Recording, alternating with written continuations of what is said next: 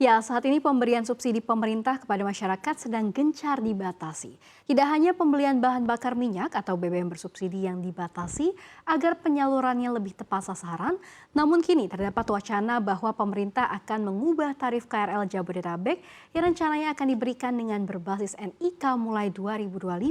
Kira-kira apa alasannya dan bagaimana skemanya? Kita akan bahas lengkapnya dalam skema subsidi KRL berbasis NIK di 2025. Kita ke slide yang pertama.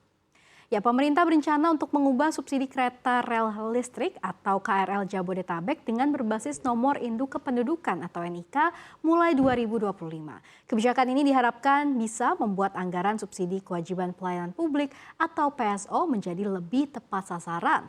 Merujuk dokumen buku nota keuangan rencana anggaran pendapatan dan belanja negara RAPBN tahun anggaran 2025, subsidi PSO direncanakan sebesar 7,96 triliun rupiah. Lebih rinci lagi anggaran belanja subsidi PSO tahun anggaran 2025 yang dialokasikan kepada PT Kereta Api Indonesia Persero adalah sebesar 4,79 triliun rupiah. Anggaran sebesar itu digunakan untuk mendukung perbaikan kualitas dan juga inovasi pelayanan kelas ekonomi bagi angkutan kereta api. Nah, antara lain KA Ekonomi jarak jauh, kemudian juga KA Ekonomi jarak sedang, KA Ekonomi jarak dekat, KA Ekonomi Lebaran, KRD Ekonomi, KRL Jabodetabek, KRL Yogyakarta, dan juga LRT Jabodebek. Nah, sementara itu dikutip dari laman Kementerian Keuangan, PSO dialokasikan kepada sejumlah kementerian atau lembaga. Di antaranya adalah Direktorat Jenderal Perhubungan Laut dan Direktorat Jenderal Perkeretaapian Kementerian Perhubungan dan Direktorat Kementerian Komunikasi dan Informatika. PSO tersebut kemudian disalurkan kepada badan usaha milik pemerintah atau BUMN operator yang melaksanakan layanan kepada masyarakat. BUMN operator tersebut adalah PT Pelni yang melaksanakan pengelolaan subsidi PSO angkutan laut, PT Perkeretaapian yang melaksanakan pengelolaan subsidi PSO Perkeretaapian, dan juga Lembaga Kantor Berita Nasional Antara yang melaksanakan pengelolaan subsidi PSO untuk informasi publik bidang pers. Nah, di samping itu, PSO PT KAI mengalami kenaikan dari 2019 yang awalnya sebesar 2,17 triliun rupiah menjadi 2,52 triliun rupiah atau meningkat sebesar 16,13%. Sedangkan dalam nota keuangan PSO PT KAI untuk tahun 2025 sendiri ini diharapkan melesat menjadi 4,79 triliun rupiah.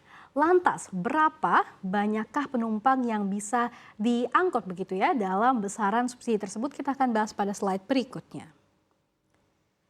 Ya, data Badan Pusat Statistik atau BPS ini menunjukkan KRL di wilayah Jabodetabek sepanjang 2023 menjangkau 290.890.677 penumpang.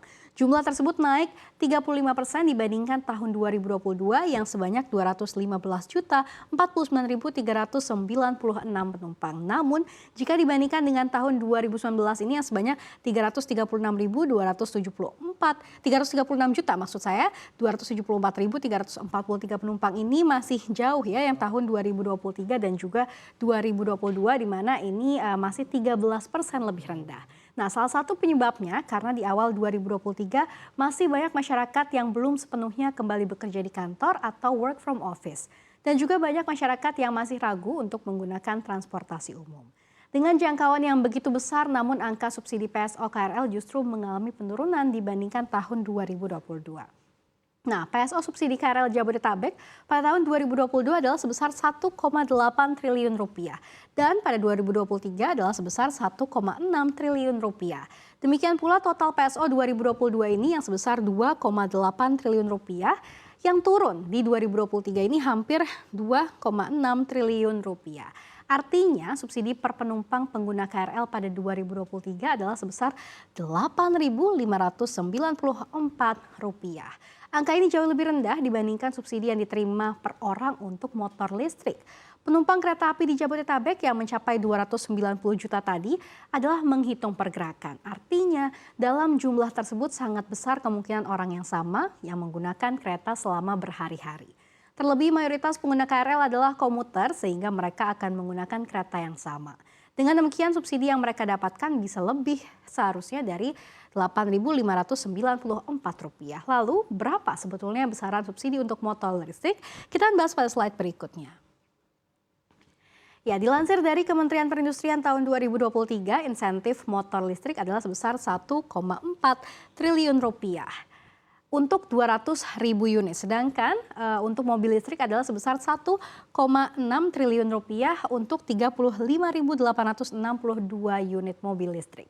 Sedangkan pada 2024 insentif untuk motor dan mobil listrik ini menjadi semakin besar, yakni masing-masing sejumlah 4,2 triliun rupiah. Ini untuk 600.000 unit motor listrik, dan juga pada 2024 untuk mobil listrik ini naik menjadi 4,9 triliun rupiah untuk 107.558 unit mobil listrik.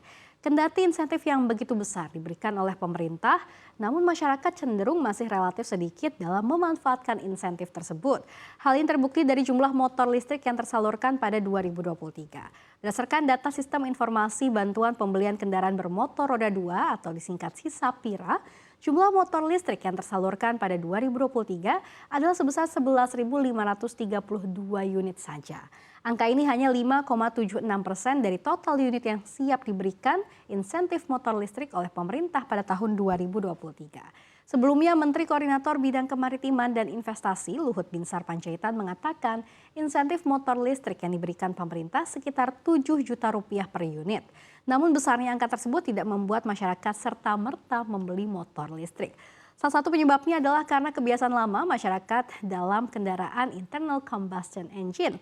Jadi jelas ya bahwa besaran subsidi motor listrik atau MOLIS pada 2023 per orang ini ada di angka 7 juta rupiah. Sedangkan untuk besaran subsidi untuk tarif KRL per orang di 2023 hanya di kisaran 8.500-an saja. Ya, pemirsa, secara umum subsidi kewajiban pelayanan publik atau PSO merupakan hal yang penting bagi warga RI, khususnya perihal transportasi yang melibatkan mobilitas dalam beraktivitas.